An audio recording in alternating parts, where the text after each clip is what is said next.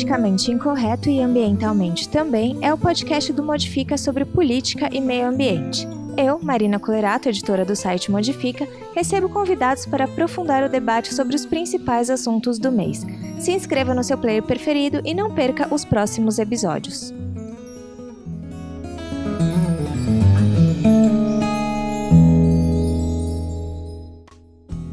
Nesse episódio, no bloco 1, o papo é o fogo depois do afã internacional e como a Amazônia e o Cerrado continuaram queimando, o que salientou a impunidade e como os esquemas de grilagem seguem firmes e fortes no norte do país. Este momento abre oportunidade para a gente falar sobre o que a derrubada da floresta significa para quem está na floresta e para quem não está na floresta, além dos impactos na fauna e na flora local. É um momento oportuno para a gente reforçar a importância de manter a Amazônia de pé para todo mundo. Quem estará conosco neste primeiro bloco é a pesquisadora Flávia Costa, do Instituto Nacional de Pesquisas da Amazônia, o INPA, falando direto de Manaus. Oi, tudo bem? No segundo bloco, o assunto é o derramamento de petróleo no Nordeste, onde a gente presencia uma coisa que não é bonita nem romântica. As pessoas não treinadas, não preparadas, limpando as praias com as próprias mãos. Alexander Turra, biólogo, professor titular do Instituto Oceanográfico da Universidade de São Paulo e responsável pela Cátedra Unesco para a Sustentabilidade dos Oceanos, vai explicar pra gente o que este episódio, que já é considerado a maior tragédia ambiental da nossa história, significa para o ecossistema marinho. Olá Marina, olá a todos aí, obrigado pelo convite. Vamos tentar discutir um pouco sobre essa questão que tem mais incógnitas do que uma equação de quarto grau.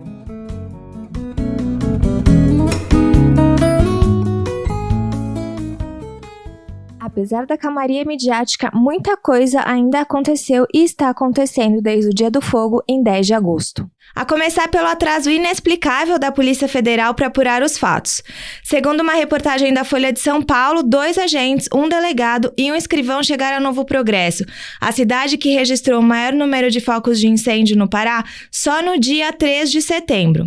A operação, chamada Verde Brasil, ouviu cerca de 70 pessoas, sendo elas comerciantes, madeireiros, pecuaristas, produtores rurais, que formavam o Grupo Sertão, o grupo que foi o primeiro a entrar na mira da Polícia Federal como principal suspeito por organizar os focos de incêndio à beira de uma rodovia ali na região de Novo Progresso. Segundo um ofício enviado ao IBAMA pelo Ministério Público Federal no dia 7 de agosto, o grupo teria expressado que uma das suas intenções com as ações era de chamar a atenção das autoridades que na região o avanço da produção acontece em apoio ao governo.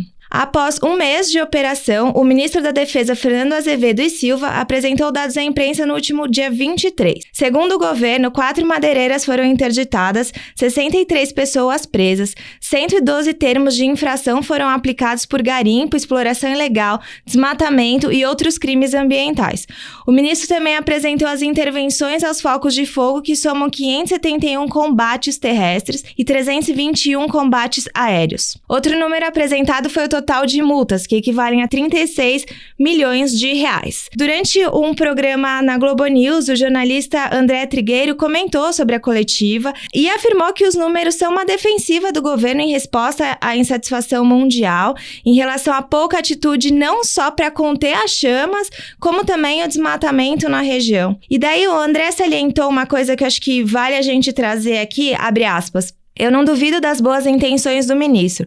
Fez o que podia, mas os números são ridículos pelo tamanho da Amazônia. Não é para ter queimada. Se deixa pegar fogo, chegou tarde. Tem que fazer o trabalho antes. Tô muito curioso para saber como vai ser em 2020. Fecha aspas. Bom, essa é uma grande questão, né? Porque pelo tamanho da Amazônia, os números realmente são insignificantes. E pelo tamanho do estrago, os números também não conseguem recuperar os danos que foram feitos. Então a gente também tá ansioso para entender como é que vai ser a política do governo em 2020. Antes da coletiva que aconteceu no dia 23, o procurador da República de Santarém, no Pará, o Paulo de Tarso Moreira Oliveira, afirmou em entrevista exclusiva à revista Globo Rural que a rede de criminosos que fez e faz isso tudo acontecer é muito extensa. Eles se dividem em grupos encarregados de desmatar, de vender a madeira, de criar os focos de incêndio, queimar o que resta e semear o pasto. Existe um grupo que encontra laranjas que emprestam seus CPFs para assumir os crimes. Então, Então, é uma rede muito organizada, essas pessoas chegam até a assumir multas do IBAMA, e a quadrilha se estende também para o setor imobiliário, que oferece as áreas griladas a preços baixíssimos. O que o Tarso está dizendo, na verdade, é que, abre aspas, o esquema de grilagem de terras públicas continua vivo no sudoeste do Paraná. Trata-se de uma quadrilha conhecida e muito bem organizada. O que a gente percebe na fala de Tarso é que a impunidade, as rixas locais, são barreiras que vão se somando para a tomada de ações rápidas e eficazes contra a atuação das quadrilhas, contra o desmatamento e contra os incêndios, né? Então, enquanto isso, o modus operandi segue basicamente o mesmo. A invasão de terras públicas, apostando que em algum momento o Estado brasileiro ceda à pressão e libere as áreas. Com a liberação, as áreas começam a valer uma fortuna. Em Novo Progresso, é importante a gente contextualizar um pouco sobre essa cidade que fica a 900 quilômetros de Altamira e que muitos de nós nunca ouvimos falar, né? Novo Progresso tem uma quantidade de gado absurda, são 500 mil bois para 25 mil habitantes, ou seja, é um boi para cada 20 pessoas. Novo Progresso também foi notícia quando a Pública, a agência de jornalismo investigativo, denunciou as ameaças de morte alarmantes a líderes sindicais de assentamentos da região. A presidente da Associação dos Produtores e Produtoras Rurais Nova Vitória, Maria Márcia Eupídia de Melo, comanda um dos 5 grupos de assentamento Terra Nossa, que fica entre as áreas rurais de Novo Progresso e Altamira. A Márcia recebe diversas ameaças, inclusive seu filho foi espancado como uma forma de colocar medo. Ela precisou tirar o filho do assentamento, porque ela frequentemente denuncia as atividades ilegais que os madeireiros, os garimpeiros e os agropecuaristas da região empenham ali, né? O Antônio Marcos de Lacerda, que é o vice-presidente dessa mesma associação, sofreu uma tentativa de assassinato à luz do dia. Isso é importante a gente lembrar, porque o Brasil segue sendo um país com mortes no campo muito elevadas. A gente está no ranking de países que mais mata ambientalistas e pessoas no campo. Então, o que a gente vê ali desdobrando em Nova Progresso, na verdade, é como o Tarso mesmo falou, um modus operandi que passa, inclusive, por assassinato. Acho que a gente precisa deixar isso bastante claro. No dia 20 de outubro, a Repórter Brasil publicou uma reportagem que mostra como madeireiras ilegais seguem desmatando a floresta e ameaçando a população do assentamento. A reportagem também trouxe à tona Gelson Dil, do MDB, vice-prefeito de Novo Progresso e vice-presidente do Sindicato dos Produtores Rurais, cujo presidente, Agamenon Menezes, é suspeito de ser um dos organizadores do Dia do Fogo. Esses acontecimentos tornam necessário ressaltar que o cenário social e ambiental nunca foi favorável em se tratando do norte do país, e a Amazônia sempre esteve em risco. Mas, sem dúvidas, há uma ascensão do caos. Isso abre a possibilidade para uma série de debates.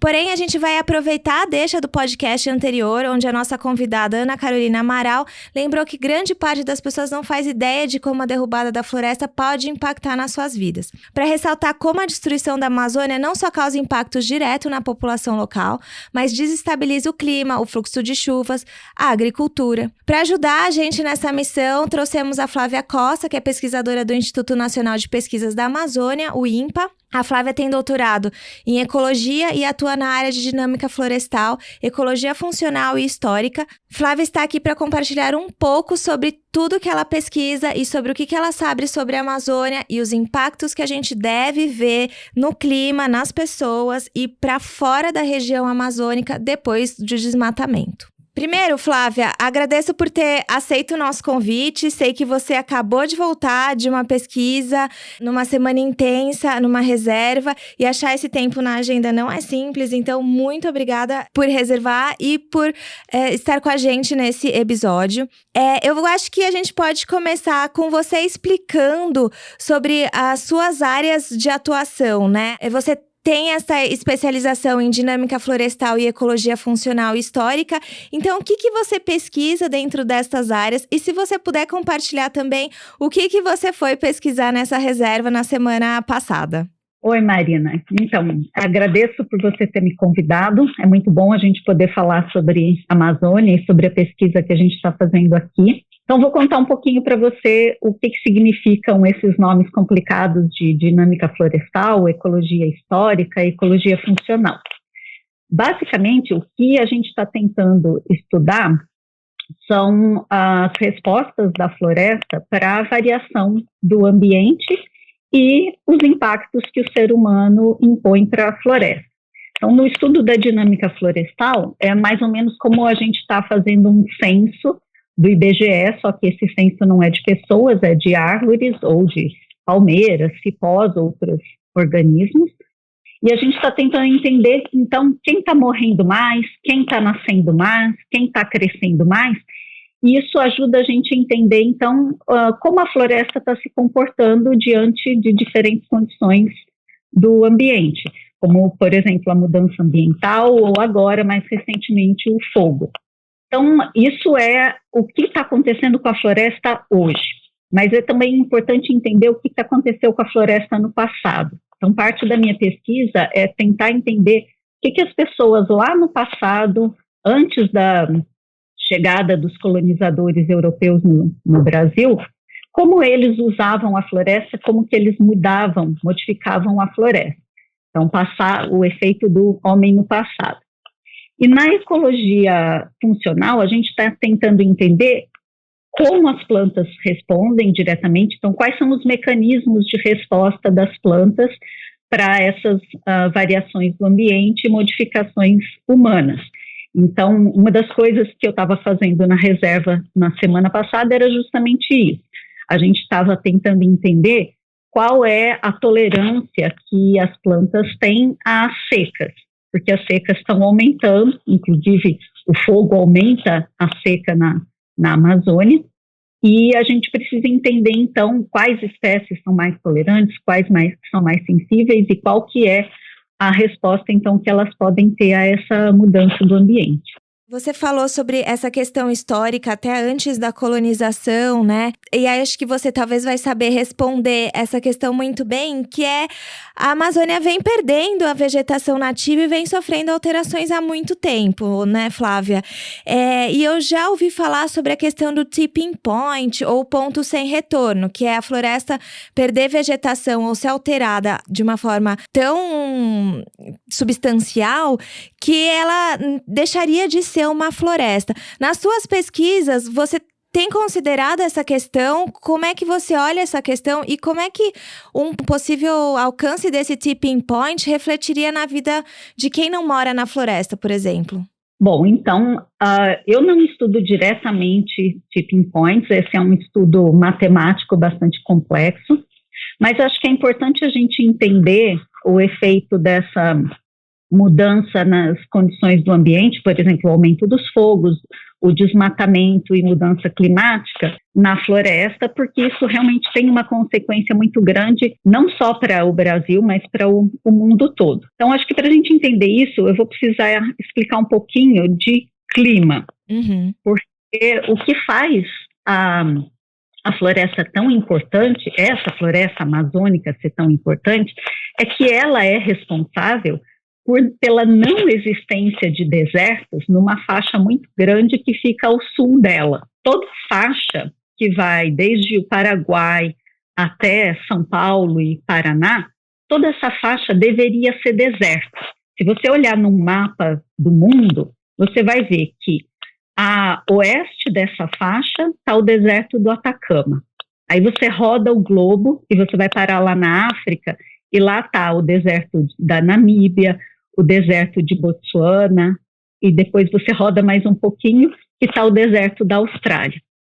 E por que isso acontece? Por que essa faixa, em geral, é de deserto? Porque tem um fenômeno que é dado pela rotação da Terra, que é o que traz a umidade do mar para dentro do continente. Então, na faixa do Equador, né, na parte mais quente da Terra, a água evapora lá no oceano, e ela circula em direção ao oeste. E aí essa água sobe lá nas nuvens e vai caindo como chuva até chegar nessa parte sul, onde eu disse que devia ser deserto, porque se a água vai caindo toda nessa faixa mais ao norte, não sobra nada de água, e quando chega lá na parte sul, já é um mar seco que cria os desertos. E por que isso não acontece aqui no Brasil, nessa parte sul da nossa América do Sul? Porque tem a Amazônia. Então, o que acontece é que o ar vem úmido lá do oceano, ele passa por cima da Amazônia, mas a Amazônia cria chuva também. Então, cai água pela chuva dessa massa de ar que vem do oceano, mas a floresta repõe. Aí a água sobe de novo, e aí a água vai bater lá nos Andes, que direcionam essas nuvens para o sul. Então, a gente tem um sistema climático que é muito especial aqui, que não acontece em nenhum dos outros continentes e que salva essa nossa região, salva São Paulo, por exemplo, de ser um deserto, como seria se ela fosse igual ao Atacama, que fica do lado de lá dos Andes e não recebe essa chuva da Amazônia. Então, se a gente pensar que essa mudança ambiental pelo aumento de queimadas está levando a floresta a diminuir a sua cobertura, isso implica que essa função de reciclar chuva vai sendo diminuída.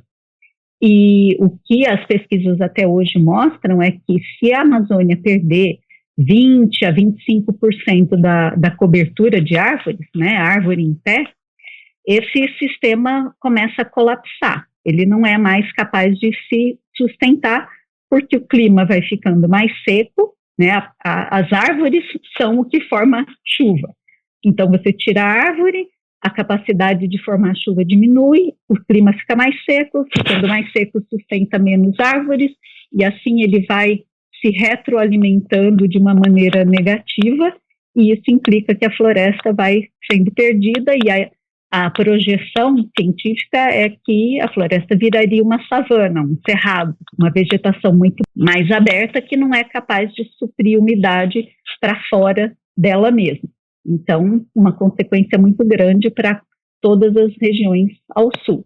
E aí, acho que é importante a gente ressaltar que quando você está falando da questão do clima e do fluxo das chuvas e como isso ficaria mais seco e mais complicado, né? A gente está falando em afetar a agricultura, afetar até mesmo o volume de bacias hidrográficas que abastecem a gente com energia elétrica. São muitas consequências que às vezes a gente não consegue nem imaginar quando a floresta começa a ser devastada a um ponto de gerar toda essa transformação e se reconfigurar, né? Deixar de ser um lugar úmido e tropical e passar a ser um lugar seco, como é o Cerrado, enfim. Então, eu quis que você explicasse exatamente para as pessoas entenderem um pouco toda essa dinâmica que é complexa, né? Não é uma coisa simples e, como você falou, é bastante única no Brasil e na América do Sul como um todo, que garante que a gente tenha essa abundância de tantas coisas, de uma agricultura fértil, de uma diversidade de alimentos. Isso tudo está relacionado de alguma forma com a floresta de pé e às vezes a gente não percebe. Tem uma coisa que você falou e que, pela sua pesquisa, você faz esse estudo histórico, né? É muito seguro dizer que, assim, a gente nunca interferiu tanto na floresta quanto hoje? Ou a gente já teve outros momentos de muita intervenção? É uma pergunta bem interessante isso, porque acho que ela ajuda a gente a entender o tipo de intervenção que era feita no passado e o tipo de intervenção que é feita hoje. Então, eu posso dizer com segurança, os estudos que a gente tem fazendo mostram que as pessoas intervieram bastante na floresta no passado.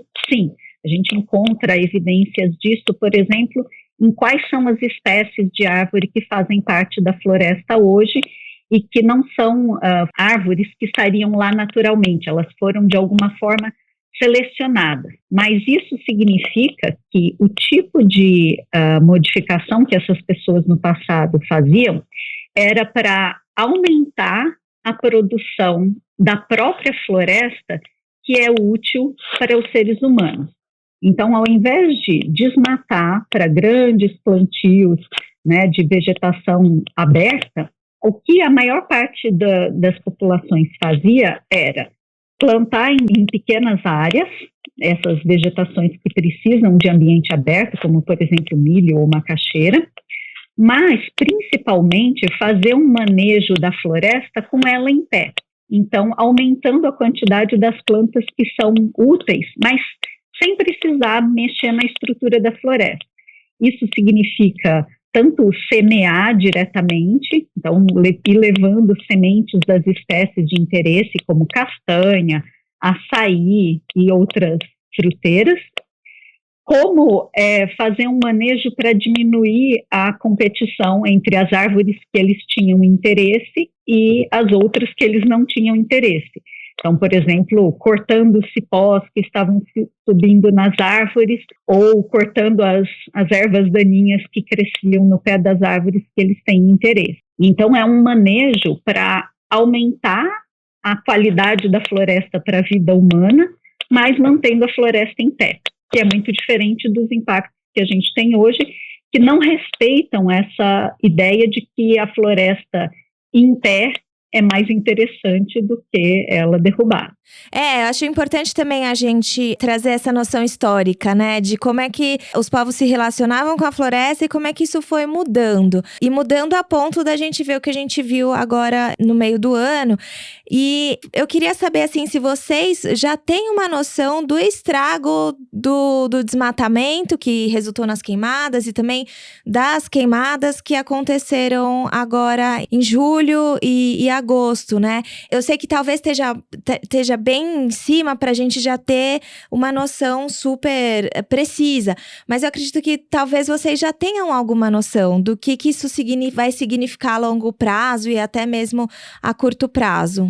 Bom, então, eu posso te dizer assim, o número oficial ainda não saiu, então tem o sistema de monitoramento do INPE, que ainda é o melhor sistema que a gente tem para isso, mas a projeção, a partir dos números que o INPE publicou até hoje, indica que provavelmente a gente vai bater um recorde de mais do que 10 mil quilômetros quadrados de desmatamento esse ano. Para você ter uma ideia, isso é equivalente a 1 milhão de campos de futebol desmatados.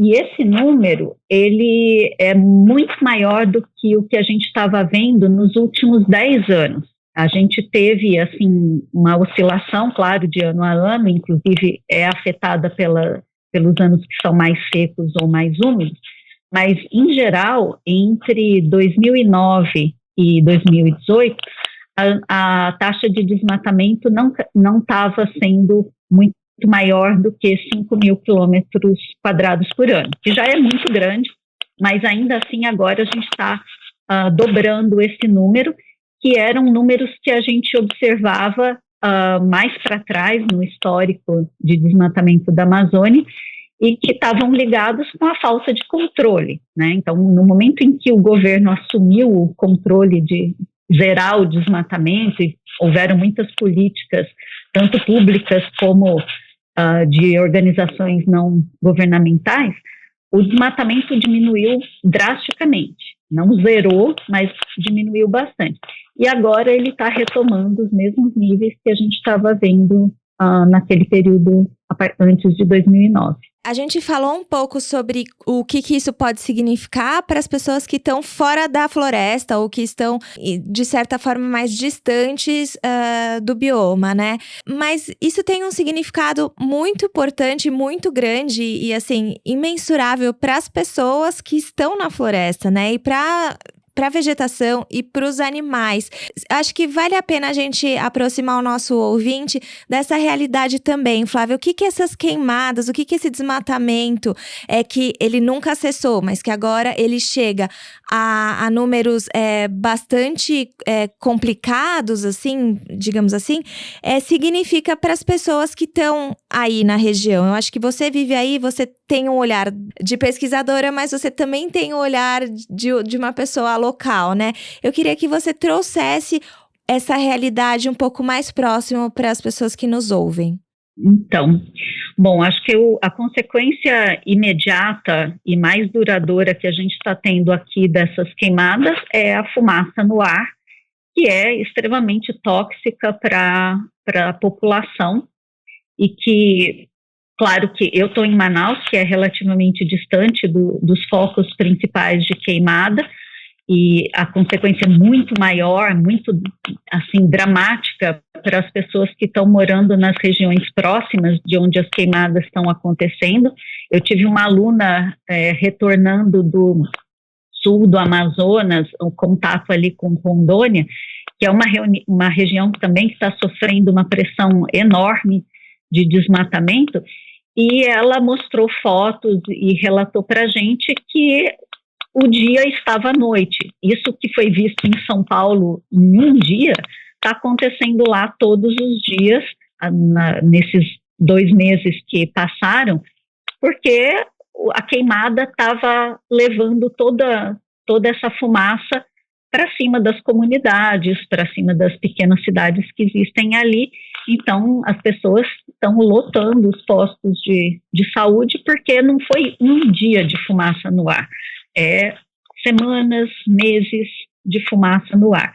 Isso, os pesquisadores daqui, do INPA e da Universidade do Amazonas, que estão estudando poluição, eles mostraram claramente que uma porcentagem muito grande da fuligem que a gente tem aqui é da fumaça que está vindo do sul da Amazônia. Ou seja, essa fumaça tem um efeito assim muito longe do lugar onde ela é produzida. A fumaça é dispersada pelas correntes de vento e ela está afetando a saúde das pessoas em muitos lugares diferentes, para sul e para norte. Então, essa é uma consequência extremamente importante e séria, que é importante pensar na saúde também das pessoas que estão aqui. A outra consequência é a enorme perda de diversidade, tanto de plantas como de animais, que a gente está tendo nesses lugares que estão queimando, porque a diversidade da Amazônia, e na verdade de todos os sistemas naturais, ela tem uma característica importante, que ela não é igualmente distribuída. Então, não é só que a Amazônia tem muitas espécies de animais e de plantas, mas também cada pequena região da Amazônia tem conjuntos diferentes de espécies, e quando você queima uma região, você pode ter perdido coisas que não existem em nenhum outro lugar, que você simplesmente extinguiu espécies. E do jeito que a gente ainda não conhece a nossa diversidade, a gente não consegue nem quantificar o tamanho da perda que foi aquilo. E talvez não seja imediatamente óbvio para as pessoas o valor da diversidade biológica, mas ela está na vida da maioria das pessoas, mesmo que elas não percebam. No creme de cabelo, no creme facial, na comida, em vários produtos e na própria saúde, porque se a gente não mantém a biodiversidade, a chance também de colapsar a floresta é maior. Então, é importante a gente entender que nenhum sistema biológico é uma coisa simples. A gente não pode tratar sistemas biológicos como se fossem plantações. A saúde do planeta depende dos sistemas biológicos complexos que foram forjados pela evolução durante milhões de anos. E perder pedaços de floresta tem uma consequência muito grande, porque a gente não consegue repor da mesma forma como eles eram antes. Mesmo que a gente plante as árvores onde foi queimado, não vai ser o mesmo sistema que a gente tinha antes, e a gente está perdendo a regulação do nosso planeta nessa perda de diversidade que a gente está tendo. É importante, quando você estava falando, eu fiquei pensando assim, a gente hoje desenhou meio que o mundo para pensar mono, né? Monocultura, mono tudo. E aí, quando a gente chega na hora de entender e se relacionar com sistemas complexos, a gente não consegue, né? Porque a gente foi se estruturando de uma forma que a gente foi se afastando dessa complexidade do lugar que a gente vive, e não consegue nem pensar que as coisas estão todas correlacionadas, né? Não consegue enxergar. E às vezes a gente... tem muita gente que pensa que manter a floresta de pé pela árvore em si é também, mas é tão mais do que isso, que eu acho que na sua fala fica um pouco claro, né? É um sistema que tá ligado com a gente em qualquer lugar. para os povos que estão perto e para os que estão longe. De alguma forma, todo mundo se relaciona e depende da floresta de pé, falando tanto de vida quanto de economia também. Bastante. Nossa, impressionante o efeito que isso tem e vai ter na nossa economia no momento em que se a coisa se complica da forma como está acontecendo, a gente pode ter uma quebra nas safras brasileiras muito rápida. A agricultura, a pecuária e toda a produção de alimentos pode ter uma quebra muito grande por conta da intensificação das secas e das enchentes. São dois extremos climáticos que vão se tornando cada vez mais comuns conforme a gente puxa os sistemas para fora da sua capacidade de recuperação. Isso são coisas que nós já estamos vendo. Não é um futuro distante de a mudança climática vai acontecer no futuro. Não, mudança climática está acontecendo agora. O registro climático já está mostrando isso e as pessoas já estão sofrendo com isso. Elas talvez só não tenham essa perspectiva porque não olham os gráficos como a gente costuma fazer quando faz avaliação científica e olha o que está acontecendo desde 1900 até hoje e percebe claramente que não está normal. Uhum. Sim, é muito importante você falar isso também, né? Que não é que as mudanças climáticas vai acontecer daqui 500 anos, não. Ela está acontecendo, ela já está afetando pessoas. A gente já tem um número até bastante considerável de imigrantes do clima anunciado pela ONU como só um dos vários exemplos de consequência, né? Então não dá pra gente tratar isso como mais pra frente a gente vê, porque não tem mais pra frente, né? Também tem essa urgência de frear isso agora. E, na verdade, não são 500 anos, não. A projeção climática para os próximos 50 anos já é assustadora. Mesmo que a gente pare de aumentar as emissões de gás carbônico, ainda assim o clima já vai mudar só com o que a gente emitiu até hoje. É isso, e nos estudos eu fiquei pensando um pouco sobre isso, e aí você pode me corrigir se eu estiver errada. A gente nem tinha essa previsão de desmatamento recorde na Amazônia de novo, né? Então eu não sei fico pensando se estes desmatamentos recordes novamente com as queimadas não vão interferir ainda mais neste número de forma negativa, claro.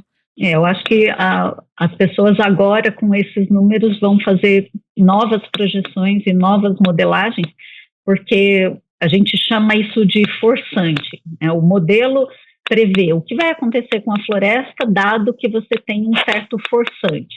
E o forçante agora não é só o nível de queimadas que a gente tinha antes, mais a mudança climática que já aconteceu. É um novo nível de queimadas que modifica mais ainda a camada climática, portanto, tem consequências que a gente ainda não sabe, mas pode apostar que já deve ter gente fazendo esses modelos. Em breve a gente vai descobrir, mas é importante entender também, né, que tem essas dinâmicas. Os pesquisadores fazem a projeção baseada num determinado cenário, mas aí de repente vem uma coisa que não era tão esperada, mas que pode ter um impacto enorme, né, e mudar completamente a projeção. Infelizmente, nenhuma delas tem sido positiva. Acho que isso também dá um tom de urgência para todo mundo meio que se mobilizar e não achar que tá tudo bem desmatar, queimar. Acho que a tua fala traz um pouco disso, assim. Pra gente caminhar pro final, Flávia, eu vou te fazer uma pergunta que eu fiquei pensando. Depois que o fogo se alastrou pela Amazônia, ele também seguiu pro Cerrado, né? E o Cerrado é ali uma extensão do bioma da Amazônia, uma configuração completamente diferente, mas eles têm algum impacto? O fogo no Cerrado, o fogo na Amazônia interferem entre si? Tem alguma coisa, algum sistema aí complexo que os dois queimando é muito ruim ou não?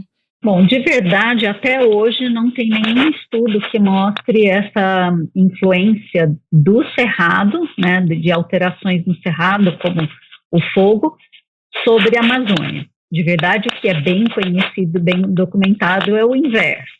E se você afeta a Amazônia, você tem um efeito bastante forte sobre o cerrado. Mas isso não quer dizer que tudo bem queimar o cerrado, porque o cerrado influencia na Amazônia, porque o cerrado em si mesmo é um sistema extremamente importante para a própria população que está no cerrado, porque ele também tem uma dinâmica interna de regulação climática, de manutenção das nascentes de água, né, nas bacias hidrográficas que estão dentro do próprio cerrado, e a diversidade de espécies dentro do cerrado também é muito grande.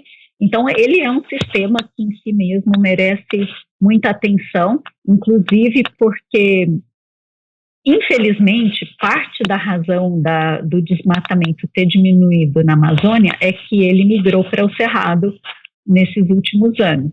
Então, acho que quando a gente fala de Amazônia, é importante sim falar sobre o cerrado, porque como não é uma floresta grande, tropical, parece que as pessoas associam uma importância menor para o bioma, mas não é verdade. Ele é um bioma muito relevante e precisa receber o mesmo esforço de conservação e de proteção que a Amazônia recebe para a manutenção da saúde das populações que estão dentro do próprio cerrado.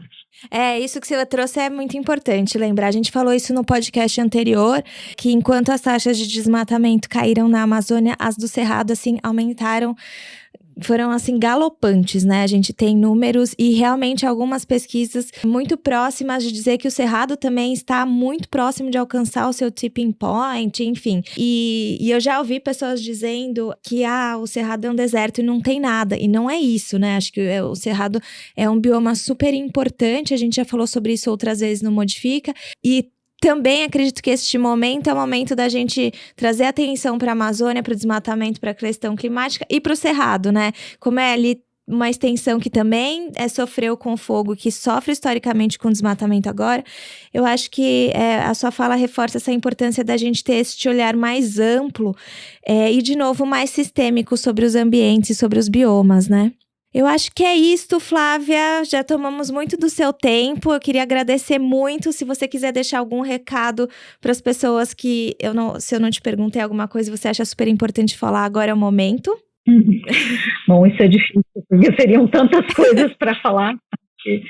Dizer, estejam do lado da proteção dos sistemas naturais, seja da Amazônia, seja do Cerrado, da Mata Atlântica, todos os sistemas naturais do Brasil e do mundo, porque sem eles, a gente, porque a gente vai morrer logo, mas os filhos da gente, eu tenho pena do mundo que eles vão viver se a gente não cuidar desses sistemas naturais.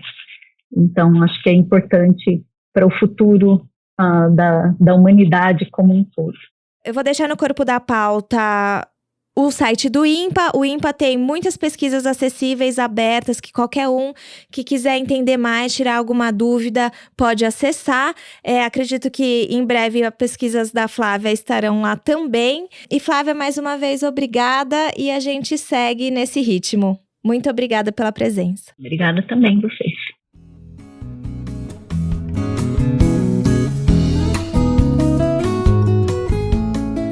Vamos agora para o bloco 2 do programa para falar sobre o que está acontecendo no Nordeste do país. Nem tivemos tempo para recuperar o fôlego das queimadas na Amazônia e um mês depois nos deparamos com vazamento de óleo no mar e praias da região do Nordeste. Já considerado o maior acidente ambiental da história do Brasil, o derramamento pode significar danos permanentes tanto para o ecossistema marinho como para a economia local e para a saúde humana.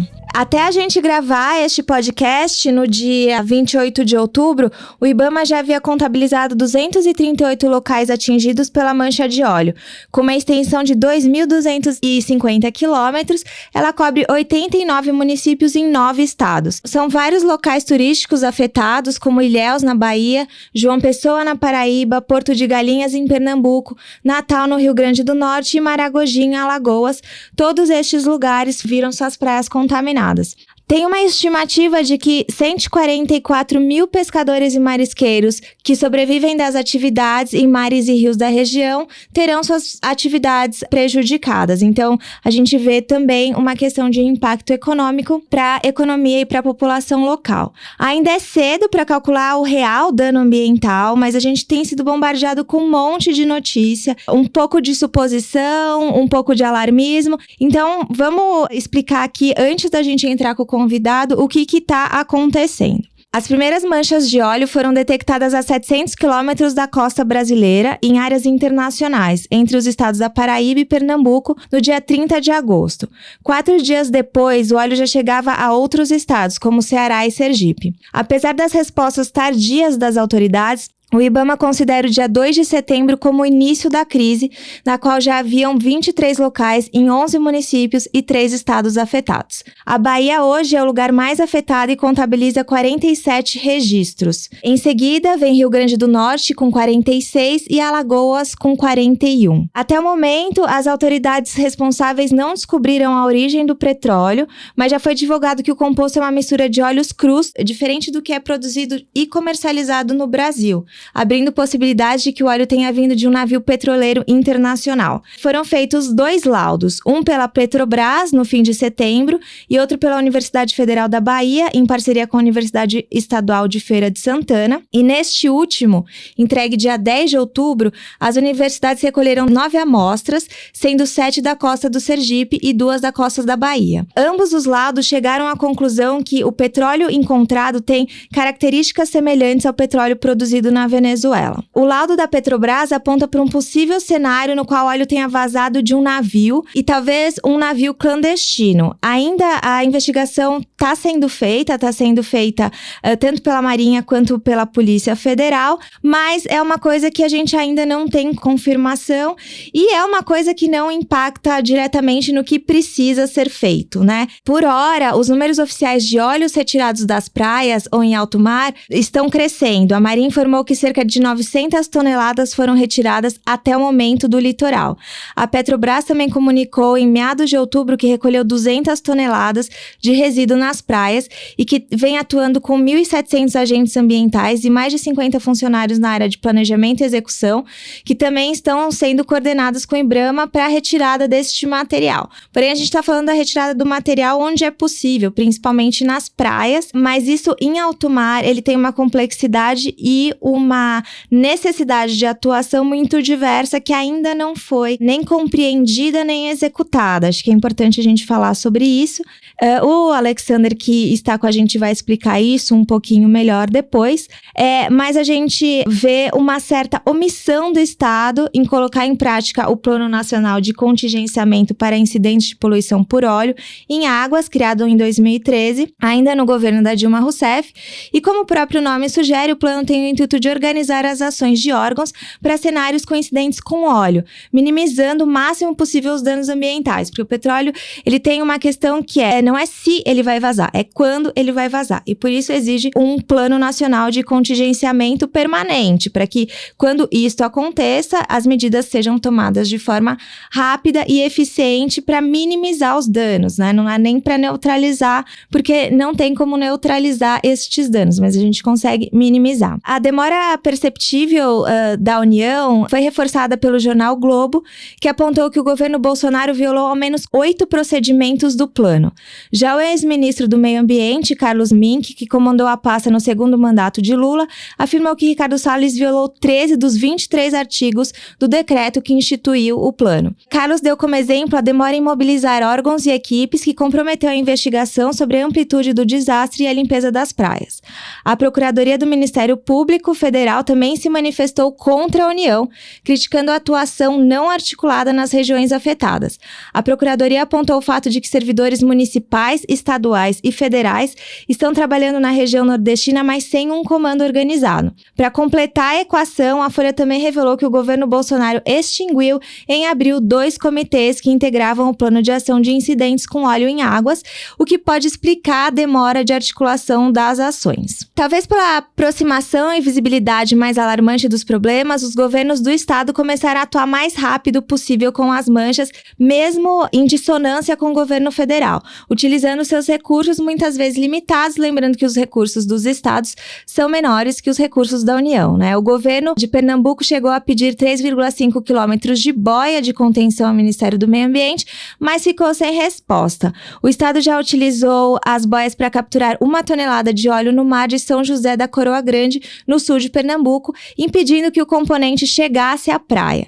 Mas em resposta, o diretor de proteção ambiental do IBAMA, Olivaldo Azevedo, afirmou que a técnica não é efetiva e por isso não liberou as boias. Então a gente tem também uma dificuldade de articulação União-Estado para fazer com que ações efetivas de fato sejam tomadas, né? A estratégia que está sendo tomada pelo governo federal é retirar o óleo apenas quando ele chega nas areias. Em entrevista à Folha, o secretário do Meio Ambiente de Pernambuco, José Bertotti, afirmou que o estado continuará trabalhando com as boias que podem diminuir o problema. Esta é uma questão porque quando o óleo chega à praia, o Alexander também vai falar isso aqui com a gente, ele já chega fragmentado, né? Uma parte desce para o fundo do mar, outra parte evapora, gerando outros tipos de problema, e uma parte só que chega às praias. Então, não necessariamente só retirar este petróleo nas praias seja a melhor estratégia. Por isso, a necessidade de uma articulação que envolva pesquisadores, tecnologia e conhecimentos múltiplos para entender o que fazer neste caso. Mas o governo Bolsonaro, que parece estar repetindo a fórmula do que aconteceu na Amazônia, demora, nega. A gente viu o Ricardo Salles muito mais preocupado em culpar o Greenpeace com fake news ou falar sobre o petróleo ser da Venezuela e por isso a culpa era das pessoas de esquerda. Enfim, um governo completamente imaturo que não consegue lidar com os problemas e cria diversionismos que afastam a gente das soluções. Acho que, novamente, quando Bolsonaro tentou culpar as ONGs pelas queimadas na Amazônia, a gente está vendo isso se repetir como uma justificativa também para não ação e parece que este é o modus operandi e isso é muito preocupante se a gente pensar que ainda restam 3 anos de governo. Se você está longe e está pensando o que eu posso fazer para ajudar, bom, tem algumas vaquinhas para comprar material para as pessoas que estão limpando as praias, a gente vai deixar isso no corpo da matéria lá no site. Você pode ajudar dessa forma, fica com a gente até o fim, que o Alexander vai contar um pouco sobre outras formas de ajudar também. E, mais importante, pressionar o poder público para que as informações sobre este caso sejam transparentes, fiquem acessíveis para a população e entender como é que ela pode ajudar, quais praias ela pode frequentar e qual o impacto real disso para todos nós, né, para toda a sociedade. Bom, então a gente ruma para nossa conversa com Alexander Turra e vamos começar da primeira pergunta que é: bom, Alexander, primeiro, obrigada por aceitar o convite e estar conosco hoje. Eu acredito que a primeira pergunta que vem à mente quando a gente fala desse cenário é: por que o petróleo é tão tóxico e tão prejudicial para o meio ambiente? Bom, o petróleo, ele representa um coquetel de compostos químicos, de cadeias moleculares mais longas a mais curtas, e eles são basicamente hidrocarbonetos, eles são compostos aí por produtos que têm uma toxicidade para os seres vivos. E essa toxicidade pode ser maior ou menor, dependendo do componente que está presente ali. Então, desse material, tem materiais que são voláteis, vão para a atmosfera e a gente pode inalar, e aí ter dores de cabeça, se intoxicar, ter vômitos, né? E esses materiais podem ficar presentes no nosso corpo para sempre. Já tem contatos com a pele, que pode dar alergias e uma série de problemas cutâneos, né? Então, se pra gente é um problema, imagina para uma microalga no meio do oceano, né? Esses efeitos, eles são basicamente 2 tipos na biodiversidade marinha. Um deles é um efeito que a gente pode chamar de crônico, que ele não é letal, ele não mata o organismo, mas ele acaba fazendo parte do organismo e tirando qualidade de vida, assim como pode tirar da gente. Então o animal vai ter mais, o organismo como um todo, né? Independente do tipo de organismo, ele vai ter uma perda de qualidade, ele vai acabar se alimentando menos, vai acabar crescendo menos, se reproduzindo menos. Esse é um efeito que a gente chama de crônico. Mas tem um efeito agudo, que é o que a gente mais vê, né? O efeito agudo de morte dos organismos, né? Organismos oleados e especial os grandes que acabam arribando na areia da praia, né? Que a gente acaba vendo, né? Essas imagens tristes, essas imagens contundentes que motivam a sociedade. Mas imagina só, isso está acontecendo com as microalgas também, né? E a gente não está vendo. Muito do que está acontecendo a gente não está vendo.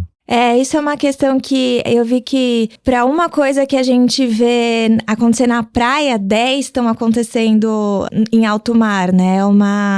A gente não tem noção realmente, assim, a gente enquanto sociedade civil que tá só vendo as notícias não tem noção realmente desse impacto. Mas para remover este óleo, tem forma correta? A gente estava conversando antes que tem várias formas, precisam testar coisas, necessitaria de um esforço múltiplo que a gente não está vendo acontecer e uma considerada lentidão, já são 60 dias, né? Então, como é que... Enfim, a gente sabe que o petróleo, invariavelmente, em algum momento ele vaza. A gente já viu isso acontecer outras vezes e novamente, né? Então, existe uma forma mais correta de remoção, uma forma que prejudique menos, enfim, como é que funciona? Para responder essa pergunta, que parece simples, mas não é, você precisa entender um pouco como é o comportamento do óleo num vazamento, né? Então, quando o óleo vaza, primeiro comportamento que se dá basicamente na superfície, ele se espalha, né, formando como se fosse um grande espelho na superfície do mar. A partir desse momento, basicamente, o óleo tem 3 caminhos. Um é para a atmosfera. Parte do óleo, que pode chegar a 50%, 60%, dependendo do tipo de óleo, vai para a atmosfera, volatiliza. Parte vai para o fundo, então a gente está falando aí de 10%, 20% vai para o fundo. Ele forma gotículas que vão se agrupando, juntando com sedimento e vão para o fundo, formando o que a gente chama de bolas de piche. E parte fica na superfície meio que se mexendo, né, com base nas ondas, nas correntes, no vento, e forma essa estrutura, essa formação que a gente está vendo chegar nas praias, que tem o nome técnico de mousse de chocolate, né? Ele é meio aerado, ele tem água, tem ar e tem óleo. E com isso, essa é um material muito pegajoso e nesse caso específico, ele não está viajando na superfície da água, ele está viajando a basicamente 1,5 metro de profundidade.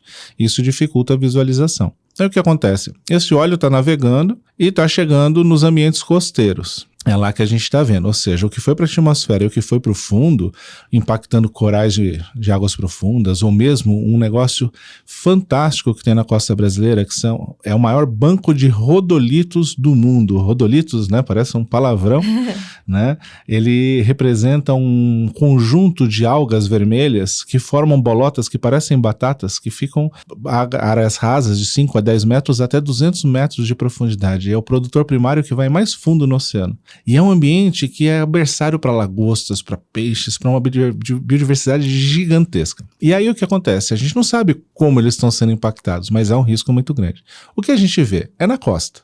E na costa a gente tem praia, que é aquela área de areia meio lisa, e você tem outros ambientes que não são lisos, ou melhor, eles são heterogêneos, eles são complexos, como os recifes de coral e os manguezais. Então na praia o que normalmente se faz? Se passa rodo, se passa pá, enxada, e você retira esse óleo com um pouco de areia. Então a retirada é um pouco facilitada na praia. No manguezal e no recife de coral, muito difícil você fazer esse procedimento. Então, há outras técnicas, como o uso de inóculos com bactérias que vão acabar comendo esse óleo. É claro, na natureza tem essas bactérias, mas dada a quantidade de óleo, elas não dão conta de comer tudo aquilo. E o impacto fica ali. Mas, no manguezal, por exemplo, há a possibilidade de se jogar materiais, né, produtos com bactérias que aumentam essa decomposição. Mas não é nem perto do que o ambiente seria sem essa contaminação. Então, é muito complicado. O que tem que se fazer é evitar. E nesse ponto, a comparação que a gente tem que fazer desse desastre ou desse incidente é com câncer. Na verdade, o que a gente tem hoje é um ambiente com metástases, né? Como se fosse uma pessoa que está com câncer em fase avançada com metástases. É quase impossível você curar um câncer assim. Assim como é quase impossível você combater um impacto ambiental assim. Então, nesse caso, a brevidade na ação é mandatória. Quanto antes você começar a atacar o problema, a entender o problema e agir de forma sistêmica, bem lastreada cientificamente, você vai ter menos impacto. Infelizmente, o governo, especialmente o Ministério do Meio Ambiente, demorou muito para tomar ação. Embora a Marinha, o IBAMA, a Agência Nacional do Petróleo tenham se prontificado e estejam tendo uma atitude muito aguerrida, né, como sempre, a mensagem que passa para a sociedade é que o pai da criança, eventualmente, que estava com câncer, foi passear enquanto o problema estava acontecendo, em vez de ficar ali do lado dando a mão e falando assim, ó, não tem o que a gente fazer, mas a gente está junto, né? Essa foi a mensagem que se passou e é por isso que a sociedade está questionando muito a presença, né, a continuidade desse ministro na função. Porque como a gente falou no bloco 1, a gente viu algo muito parecido com o que aconteceu na Amazônia, e não faz muito tempo, não deu nem tempo da gente se recuperar do que tá acontecendo ainda na floresta, né? E aí veio a questão do derramamento e uma lavagem de mãos, porque o óleo não é nosso, o problema não é nosso, o problema é nosso, né? Tá afetando a nossa biodiversidade e as nossas populações costeiras, que isso era uma coisa, quando você falou assim do câncer, da metástase, fiquei pensando então que a gente pode entender que estes danos, eles são, se não permanentes, eles são de longo prazo, né? Eu acho que em cada organismo tem danos particulares, mas para o ecossistema como um todo, para a cadeia alimentar, como é que isso funciona? Pois é, né? Teoricamente, ou de forma qualitativa, eu consigo te explicar. De forma quantitativa e baseada no exemplo que está acontecendo, isso é impossível, porque a gente não tem as informações ainda ali para poder fazer essa avaliação. Mas o que acontece? Os impactos são muito variados. Tem impactos na biodiversidade que são propagados ao longo da cadeia alimentar. Se morre, né, organismos, os organismos que comem aqueles organismos não vão ter alimento. Então você tem uma propagação desse efeito pela falta das espécies, pela falta dos indivíduos. Por outro lado, se eles estiverem contaminados, quem comer aqueles indivíduos vai ficar contaminado. E lá no fim da cadeia tem o ser humano que come o pescado que pode estar contaminado. Então o Ministério da Saúde, ele deu uma entrevista recentemente mencionando que vai fazer um acompanhamento desse risco, né, de consumo para o ser humano, e a Fundação SOS Mata Atlântica também está fazendo uma articulação para conseguir fazer algumas análises sobre isso, para poder orientar a população. E também não criar alarmismo, porque tem muita gente que está deixando de comprar pescado de pescadores que estão presentes ou estão pescando em áreas onde o óleo não atingiu. E essas pessoas estão deixando de ter um mínimo de renda para poder sobreviver. Então a gente tem um problema que não é só na biodiversidade, ele começa na biodiversidade e ele tem um rebatimento nas atividades socioeconômicas que dependem do mar. E aí tem um dado exuberante, levantado por uma tese de doutorado na PUC do Rio Grande do Sul, que mostra que o mar representa para o Brasil 19% do PIB. A agricultura é 24, 25%. Né? O agro é 24, 25%. O mar é 19%, é muita coisa. Parte desse valor vem do turismo. Boa parte do turismo no Brasil está no Nordeste, né? E a gente então tem aí um grande potencial de prejuízo, e isso já está aparecendo na mídia, matérias falando a preocupação das empresas que vendem pacotes com os pedidos de rescisão, né, de cancelamento do pacote, e isso vai ter que ser estimado, porque o prejuízo vai ser grande. Então, assim, é uma coisa muito sistêmica que faz com que a gente, quando pensa nessa questão, não vai pensar só no óleo na praia e no poliqueto que morreu. Isso é muito importante, mas isso tem consequências que podem ser duradouras. E aí o que acontece? Quanto tempo dura isso? Depende da situação, depende da velocidade da degradação.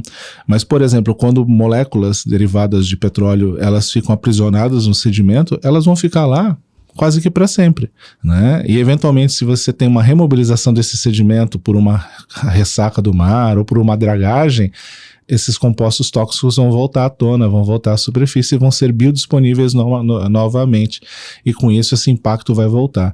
Por isso que a gente tem que entender claramente onde são, né, as regiões impactadas e monitorar esses locais para não ser alarmista, né, porque não pode ser, tem que ser responsável, mas também não ser entreguista ou resignado do ponto de vista de falar assim, não tenho o que fazer. Não tenho o que fazer e dos males o menor. Mas eu tenho um mote um pouquinho melhor, que é dos mares o melhor, né? E com isso a gente não negocia, né? Então, esse exemplo de atitude inusitada e pouco célere que o Ministério do Meio Ambiente teve, não condiz com esse princípio, né? E quando você mostra os dados, em tese, um governo que defende tanto a economia, quando você mostra os dados da importância, da representatividade dos oceanos em toda a sua complexidade no PIB, não tem nem como dizer que não importa, pois né? Né? Mas aí também é complicado, porque assim como no governo norte-americano se fala muito da questão da economia, né, que o Trump, ele beneficia determinados tipos de setores que o elegeram, obviamente, aqui é um pouco a mesma coisa, sendo que ele dá de ombros lucros lá nos Estados Unidos para toda a economia que pode ser gerada em função das novas tecnologias para uma energia, né, de baixo carbono, uma matriz energética de baixo carbono. Aqui é mais ou menos a mesma coisa. Então, não necessariamente o governo está preocupado com esses tipos de atividade decorrentes, né, do uso sustentável do mar. E para isso, realmente, você precisa ter pessoas que entendam essa questão e que não queiram aparelhar, de repente, né, as instituições públicas para seu próprio benefício, né, ou para uma agenda muito particular, né? Então, a gente tem que ter pessoas ali comprometidas, tecnicamente embasadas, que envolvam os técnicos do governo, que são pessoas extremamente capazes, competentes, aguerridas e comprometidas, para trabalhar em cima de uma coisa básica, que é garantir a sustentabilidade, garantir a qualidade e uso sustentável do ambiente marinho. O que não é fácil.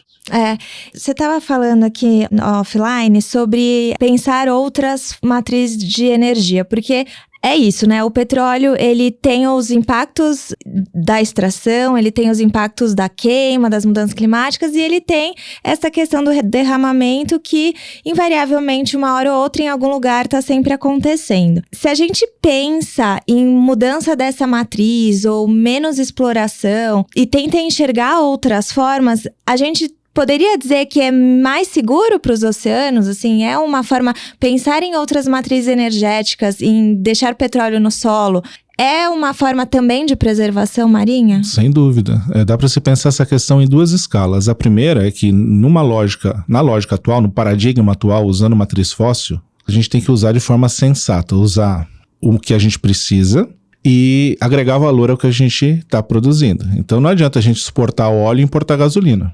Importar derivado, a gente tem que refinar aqui, tem que agregar valor aqui e distribuir a riqueza aqui. Então esse é um ponto. A gente não pode trazer empresas de fora para falar, vamos explorar óleo cru, óleo bruto, e vocês vão refinar lá fora e depois a gente compra. Isso não é uma atitude sensata ou minimamente estratégica ou inteligente. Então, parte por aí. Então, ir nesse caminho e começar a leiloar blocos de exploração perto de áreas extremamente sensíveis, como o Banco dos Abrolhos, Foz da Amazônia, onde foi descoberto recentemente um grande banco de esponjas e corais, né, na Foz do Amazonas, é temerário. Então, esse é um ponto. O outro ponto é que, sim, a gente tem que investir enormemente nessas outras formas de obtenção de energia. E o mar é a fonte, né? E tem vários mecanismos. A energia eólica é um, né? São as pás eólicas que são colocadas no meio do mar. Vários países já fazem isso. A questão da energia de marés e de ondas, que tem tecnologia já para explorar, mas tem outras, como um negócio, o nome é estapafúrdio, né? O gradiente térmico e alino, ou de salinidade. Ou seja, o mar é como se fosse uma pilha. Ele tem polos, então se você passa, como se você estivesse botando um fio aqui, um fio ali, você gera corrente, que é altamente sustentável, altamente pouco impactante. É claro que todas essas ações vão ter o seu nível de impacto, mas nada se compara ao impacto de vazamento de óleo no mar. Então é uma tendência que se tem, mas para isso precisa, né? O Brasil, como um ponta de lança nessa discussão de tecnologia no mar, como é a Petrobras demonstra isso, a gente tem todo o potencial para explorar essas novas fontes. Só precisa de apoio continuado, apoio direcionado, bem feito, qualificado, em quantidade adequada para fazer a pesquisa e dar esse tipo de solução para o governo brasileiro se emancipar, gerar riquezas e distribuir essa riqueza para combater a maior das catástrofes que esse país tem, que é a má distribuição de renda e a pobreza. Sim. Eu acho que a gente reforça uma coisa que a gente falou no bloco 1, é um sistema, né? É igual a natureza, a gente está interligado com a natureza e com a sociedade num ecossistema que tem muitas possibilidades. Às vezes a gente só consegue enxergar a gente, né, enquanto sociedade que se formou dessa forma, um lado, uma possibilidade. Quando a gente pensa em redução de uso de petróleo, ou deixar petróleo no chão, então as pessoas falam, meu Deus, não é possível. Mas tem tantas coisas, por exemplo, essa questão dos polos que você falou, como se o oceano fosse uma pilha, eu nunca tinha ouvido falar. Então, a gente percebe que tem tantas possibilidades. Isso está muito atrelado à pesquisa, né? Quando a gente estava falando sobre a importância de ter uma diversidade de atores para entender como você limpa este mar agora, é importante e precisa de gente atuando em vários locais. E a importância de como é que a gente supera o petróleo, né? A gente também precisa da pesquisa, e eu acho que talvez a gente possa encerrar, Alexander, com uma fala que às vezes as pessoas não entendem, mas assim, a importância da pesquisa e das instituições de pesquisa para a sociedade. Eu acho que às vezes as pessoas se sentem tão distantes das pesquisas, da academia, e isso é uma coisa que eu falo bastante, como é que a gente aproxima uma coisa da outra para as pessoas entenderem que as soluções para vários dos nossos problemas estão nas pesquisas, estão nos pesquisadores, estão em pessoas que estão ali tentando entender os problemas e achar caminhos possíveis, sabe? Se fosse falar de uma forma muito simplista e rápida, assim, os países hoje que têm altos níveis de bem-estar humano, eles têm esses altos níveis porque eles são dominadores da ciência, da tecnologia, eles produzem isso e eles vendem isso. Né? Então, quando a gente compra um celular aqui no Brasil, a gente está pagando, na verdade, um preço que foi a base para gerar esses produtos em algum país, as patentes, né? Todo o trabalho que foi feito. Então, a ciência ela é fundamental, não só por isso, mas também para entender a sociedade, como ela funciona de uma forma independente, ou pelo menos agregando diferentes visões, sem bandeiras necessariamente, né? Mas de forma com que a gente consiga ter formas de poder entender a sociedade, poder se manifestar, se posicionar e prosperar. Né? Então eu vejo que a ciência ela é fundamental porque ela tende a ser idônea, tende a ser isenta, tende a ser imparcial. Né? Obviamente muitas pessoas ou algumas pessoas acabam não fazendo isso, mas na sua essência ela é assim. Então ela é a base de uma sociedade próspera, de uma sociedade que vai usar o ambiente de uma forma sensata. E essa ciência não é só a ciência que a gente faz no laboratório, é a ciência da tia Maricota que sabe que planta tem que se usar para tirar a dor de dente do netinho, ou seja, a etnobotânica, esse conhecimento tradicional que só ocorre quando a gente tem uma relação de vínculo forte com a natureza, né? Isso a gente tem muito no Brasil. Os povos indígenas têm, além de todos os outros valores, esse valor também, né? Então é importante a gente respeitar os saberes e usar os saberes de uma forma independente, isenta, idônea e respeitosa. E é ao favor da maior parte da sociedade, não da menor parte da sociedade, né? Exatamente.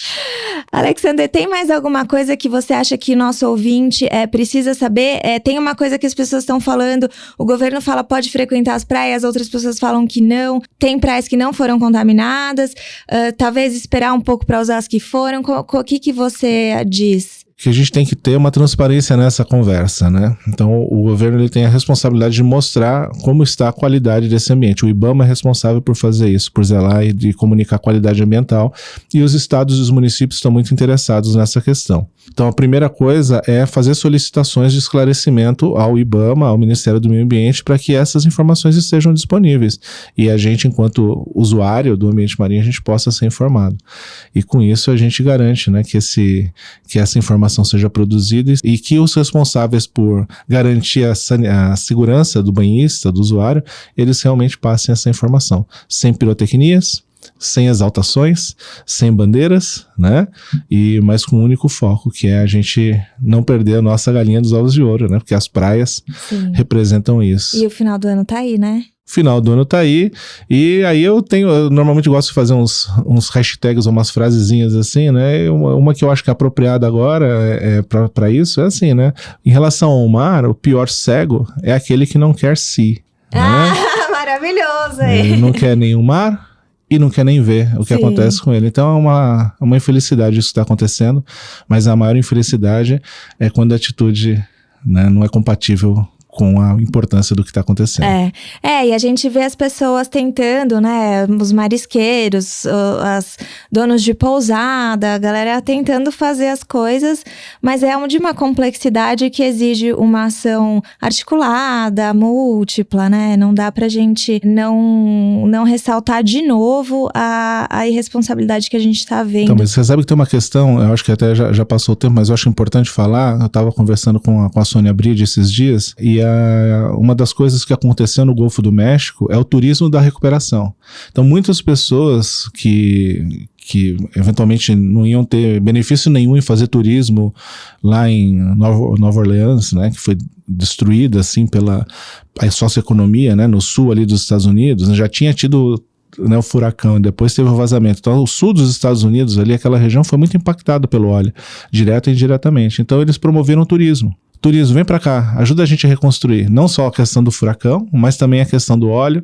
Então, talvez as pessoas pudessem ter um pouco de generosidade e entender assim, tudo bem, eu posso não ir na praia, mas eu vou lá, eu faço questão de fazer parte disso e não deixar com que o turismo no Nordeste seja tão abalado, né? Eu não sei se isso poderia acontecer no Brasil, mas seria uma campanha interessante de se fazer. Não, eu acho que é possível, eu não sei, quando a gente vê uma articulação da sociedade e nestes momentos a gente se articula mais, de fato, né? Eu imagino que é uma ideia também, porque acho que as pessoas ficam se sentindo, a gente que tá aqui no Sudeste e tal, falando, nossa, como é que eu posso ajudar, né? O que eu posso fazer? Tem este sentimento. Eu acho que esta seria uma ideia. O turismo na mobilização, o turismo da reconstrução. Doriana tá promovendo um pouco Brumadinho ali. É uma forma de você agregar as pessoas e fazer elas parte desse processo de reversão, né, desse tipo de catástrofe. Né? Sim.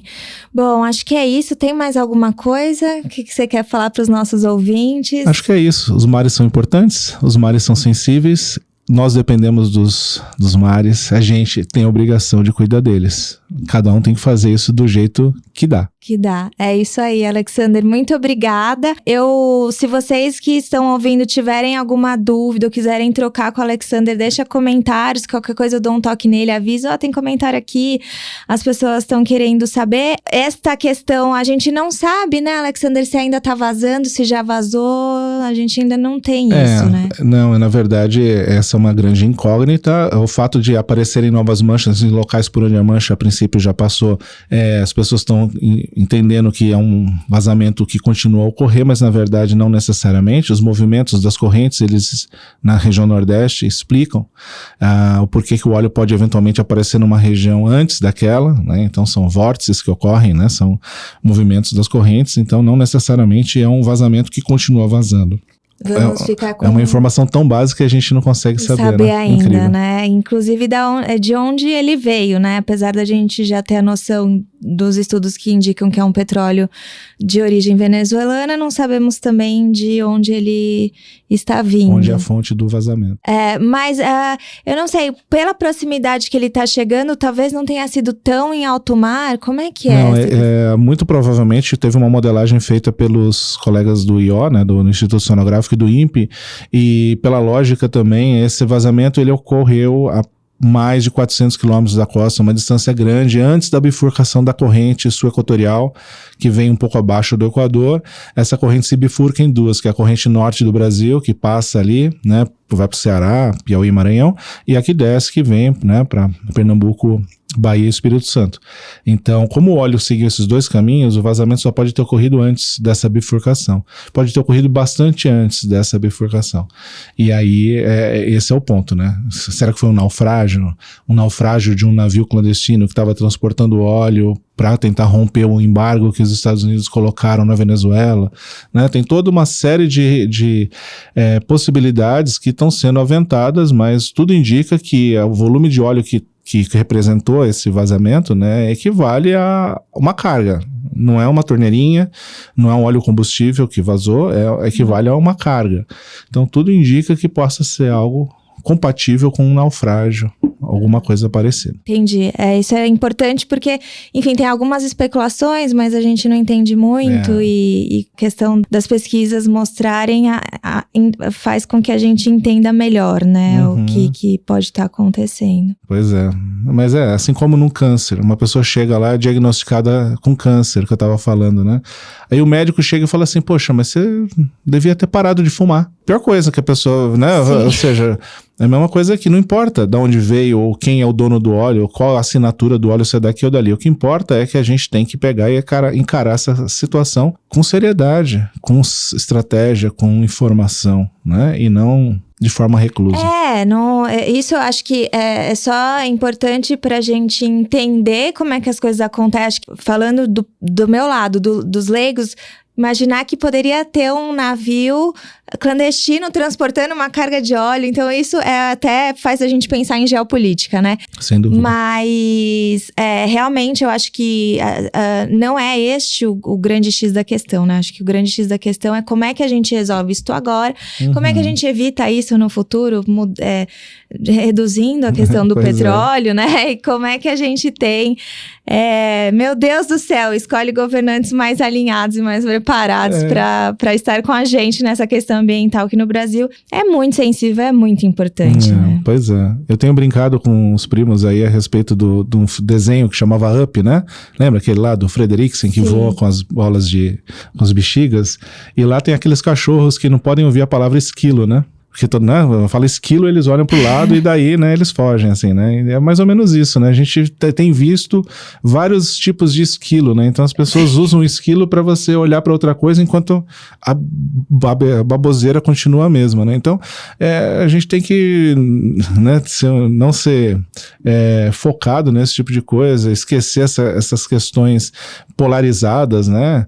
O esquilo pode ser, em algum momento, é o PT, é o comunismo, onde é que existe isso, né? É a Venezuela, agora vai ser o novo presidente da Argentina, certamente, né? Porque vão invadir o Rio Grande do Sul, né? Já teve até boatos disso, né? É incrível a capacidade, a criatividade de se pensar, né?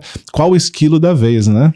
Ou uma pauta ideológica, né? O Golden Shower, enfim, são coisas assim que tiram o foco do que é importante. Sim. E a vaca tá indo pro brejo. E a gente tá no começo, bom, não é mais começo, 2019, ainda temos, espero que 2020 não seja igual 2019, né? Alexander, muito obrigada, a gente poderia ficar conversando um monte, os mares dos oceanos são tão complexos, e eu acho que é um lugar pra gente ficar de olho também, a gente olha tanto pra floresta, e precisamos olhar para os oceanos também, que eles também estão numa situação, para além do petróleo, muito difícil. Com a poluição que a gente sempre fala, poluição por plástico, ameaça das mudanças climáticas. Esgoto. Então tem uma série de coisas aí pra gente pressionar por melhores políticas públicas, pressionar e ajudar a manter a ciência onde ela tem que estar, né, com a sua devida importância. Então, acho que é isso. Se a gente tá pensando em ajudar o Nordeste, acho que a gente tem que pensar nessas várias formas, né? Alexander, obrigada novamente. Eu que agradeço e parabéns pelo interesse na pauta, né? É fundamental a gente trazer à tona os oceanos e da floresta, muito mais do que resta, né? Vamos combinar. Tudo de bom para todos vocês.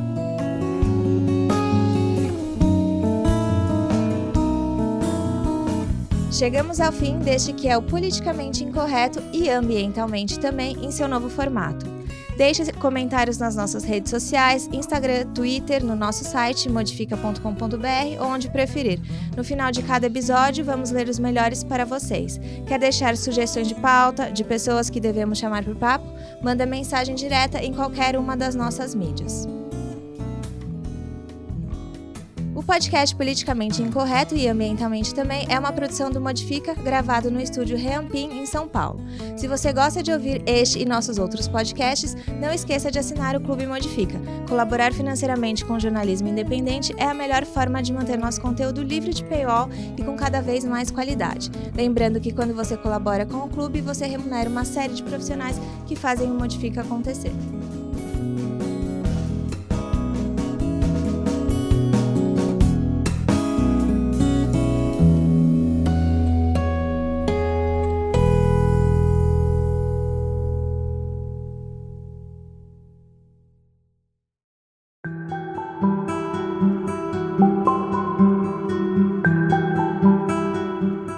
Conheça Ecofeminismos, Mulheres e Natureza, nossa série que pauta a importância da conexão das mulheres com os seres não humanos e o meio ambiente. A série tem como objetivo abordar as questões éticas e morais, além das questões culturais, sociais e econômicas relacionadas ao feminismo, veganismo e ecologia. Ecofeminismos, Mulheres e Natureza faz parte do trio de podcasts do site Modifica.